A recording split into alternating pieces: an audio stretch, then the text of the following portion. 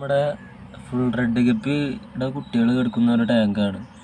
ഇപ്പോൾ അത്യാവശ്യം ഗ്രോത്തും കാര്യങ്ങളൊക്കെ കാണിച്ചു തുടങ്ങിയിട്ടുണ്ട്. അപ്പോൾ നമ്മളിങ്ങനെ ഗ്രോത്ത് കണ്ടതിന് നമ്മളിങ്ങനെ ഒരു ടബിൽ നിന്ന് മാറ്റിയിട്ട്, ഇത് മുകളിലേക്ക് വലിപ്പം കൂടുതലുള്ള ഡബ്ബാണ്.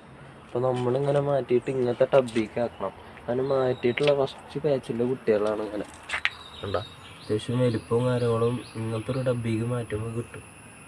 അപ്പോൾ നമ്മൾ ഗ്രോത്ത് ബേസ് കണ്ടിട്ടുണ്ടെങ്കിൽ ഇങ്ങനത്തെ ടബിക്ക് മാറ്റിയിട്ട് ചെയ്യുമ്പോൾ അവർ കുറച്ചുകൂടി കളറും കാര്യങ്ങളും വലിപ്പവും കാര്യങ്ങളും വെക്കും.